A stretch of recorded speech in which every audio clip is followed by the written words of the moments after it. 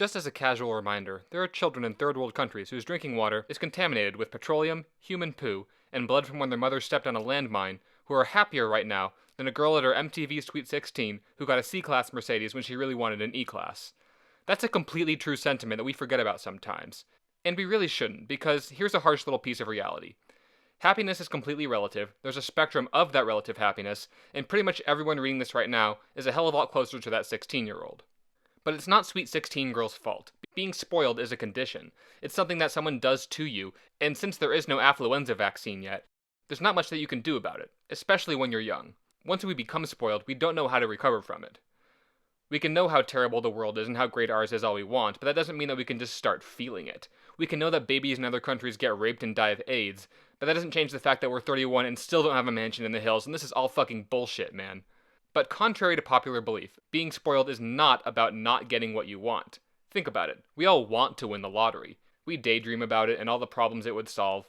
It's a fantasy that we all have. So why aren't we devastated when it doesn't happen? Because we don't expect it to happen.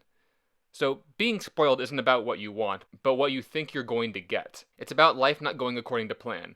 It's not that Sweet 16 girl in that moment decided that she wanted an E-Class instead of a C-Class. It's that she planned on the E-Class. In her mind, she already had the E-Class. It was already on her Insta with 120 likes and counting, and that was taken from her. That's what being spoiled is.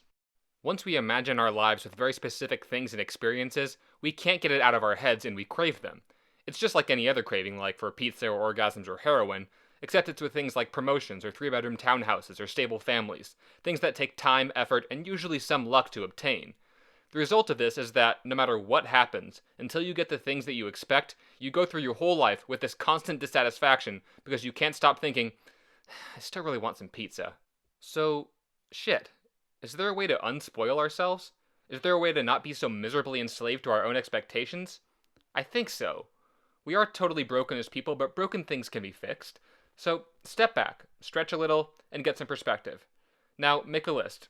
Go on, grab a pen and paper. Write down everything that you need in order to be happy. It can be shallow or silly or whatever, as long as you really feel like you need it.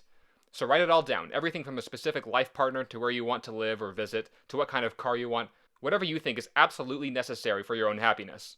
Make the list. I'll wait. Go ahead and pause this. Okay, now this is the important part.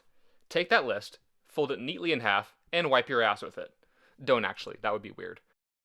Okay, so I'm not saying that your list has stupid things on it, although probably. Maybe these things would make you happy, and there are no wrong answers there. Some of us are made happy by a fulfillment of potential, some by a contribution towards society, and some of us just fucking love Apple Jacks, and that's all okay. And goals are certainly not the problem. Having goals is awesome. In fact, make 10 goals and start working towards them right now. The problem becomes when people think that something is necessary, where they won't be happy unless they achieve or obtain that thing. I won't be happy until I have my suburban house and a couple of people that look like me. I won't be happy until I get promoted from being a drone to being in charge of the drones. I won't be happy until after I've motorboated a tribeswoman in Zimbabwe. Let's be perfectly clear.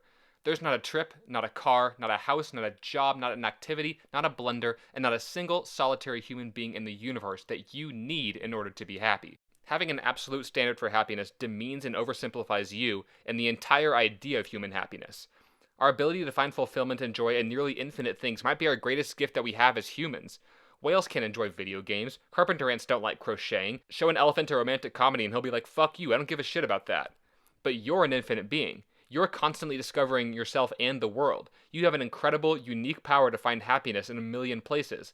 And between your spouse, your 2 friends, your one kinda hobby, your favorite TV show, and jerking off, you've considered like 6 of them. Oh, you can't be happy unless you become a singer? Bullshit. You are a vast, complex tapestry of the human condition, and there is way more to you than making musical notes with your throat. Maybe you really like working in Excel and would love a data entry job, but you've told yourself over and over that desk jobs are for losers because your dreams were never really about music, but about feeling special and seen. So you think that you can never be happy in that situation, when really your entire value system is steering you down the wrong path.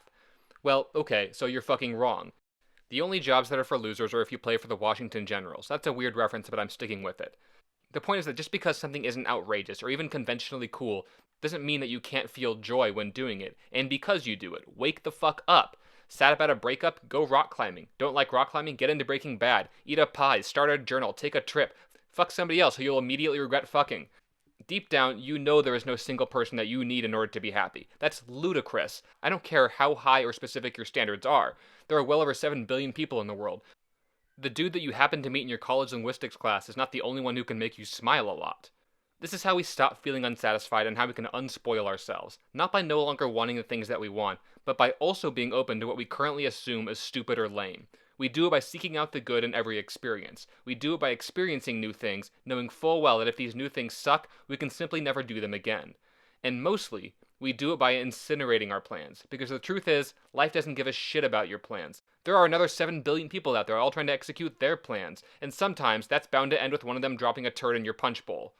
So instead of plans, make goals, and go for them, and work hard and be better, but also be ready to change. Be ready to take a detour. There's a lot of cool shit out there, and as soon as you realize that, finding it becomes super easy, and it makes missing out on your dream life not only bearable, but exciting. Go ahead and check out my full post, How to Stop Feeling Unsatisfied and Live the Life You Envision.